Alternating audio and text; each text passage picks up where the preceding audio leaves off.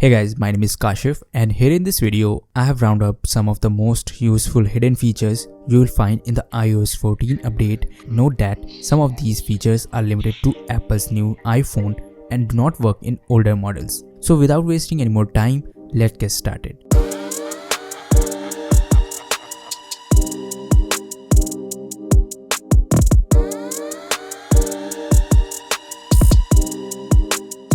First one is set your default email or web browser. It's true, Apple is finally giving up some control over your default apps. Right now the feature is limited to email apps and web browsers. So for example, you can assign Chrome to be your go-to browser or Outlook as your email app of choice. App developer will need to update their apps for iOS 14 in order for the new default assignment option to appear. So you may need to be patient if your favorite app isn't ready. To get started, open your iPhone or iPad settings app and then scroll down to the bottom where it lists all your installed apps. Find the mail or browser app you are looking for and tap on it. If it's been updated for the iOS 14, you will see either default browser app or default email app. Tap it and select your performed app. There's currently a bug in iOS 14 and iPadOS 14 that reset your default app selection when you restart your device. Apple is aware and promises a future update and they will fix it. Right now I have Google Chrome and Gmail, so I have updated to include this new default toggle. Second one is quickly get rid of home screens. iOS 14's new app library acts as a new app drawer, allowing you to ditch countless home screen full of apps you rarely use. Instead of going through each app one by one and sending them to the app library, you can hide entire home screen panel with just a few taps. Long press on an empty area of your home screen to trigger edit mode. Then next tap on the page indicator. Then tap the check mark below each panel you want to remove.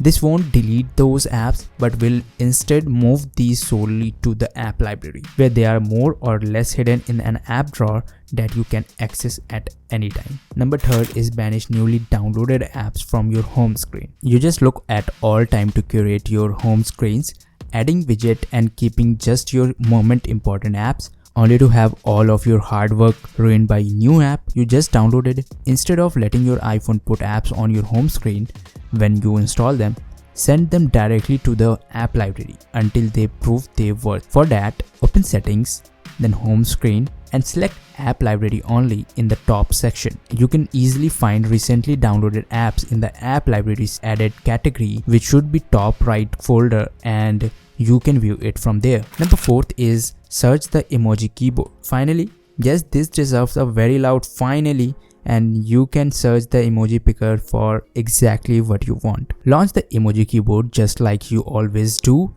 and now you will find a search bar at the top of the keyboard. Number fifth is fake eye contact in FaceTime. We first saw the FaceTime's eye contact feature show up in the iOS 13 beta last year, but ultimately it was never released. Well, it's back in iOS 14. Essentially, your iPhone or iPad will make it look as if your eyes are looking directly into the camera, even if you are staring at the screen. It's a subtle feature, but one that should make the person on the other end of the call feel as if you are fully paying attention instead. Turn it on by going to the settings app, then FaceTime, and then eye contact. Number 6 is hidden photos are now actually hidden.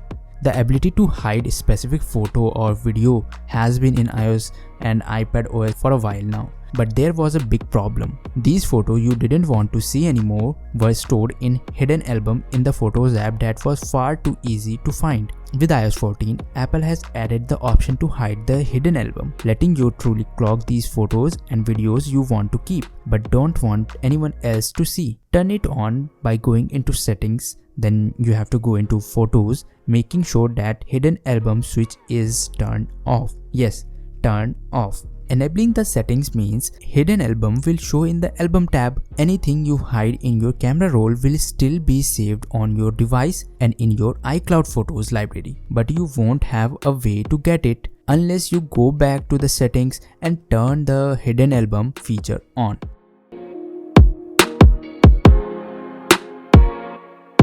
So number 7th is double or triple tap on the back of the phone to trigger action. A new accessibility feature called back tap make it possible to trigger system features like multitasking or control center or launch a shortcut just by tapping on the back of your iPhone 2 or 3 times. Find the feature in settings, then accessibilities, and then touch, and then turn on the back tap. Pick the number of tap you want to use, and then you will see a list of action you can initiate.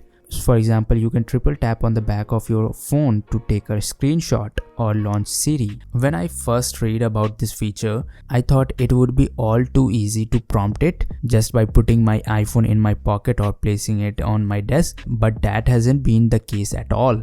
The phone seems good at identifying the tap pattern before it activates. So number 8 is sound recognition. Sound recognition is a useful accessibility feature created for those who need help listening to their surrounding. When enabled, sound recognition allows the iPhone to listen for sounds like running water, a fire alarm, a dog barking, a baby crying, shouting, car horns, doorbells, and other related sounds. When the iPhone detects one of those sounds, it sends a notification so you are immediately alerted when something is wrong. In my testing, sound recognition has been accurate, making it a useful option for anyone who needs it. Note that when sound recognition is turned on, the iPhone is not able to listen for Hey Siri commands. So number 9th is volume up and down camera control. There are some useful new volume button camera control in iOS 14, which expand to the camera button as shutter functionality. If you press and hold the volume up button while the camera app is open, you can take a series of burst mode picture. If you hold down the volume down button with the camera app open, you can capture a quick take video, which let you capture video without having to take time to swap out of photo mode. Volume up for burst need to be enabled in the camera section of the settings app, but quick take with the volume down button is enabled by default. So that's pretty much it guys for this video. If you have any query, feel free to comment down below. If you like this video, do hit the like button and share this video with your friends. Subscribe to my channel, and thank you so much for watching. I'll see you in the next one.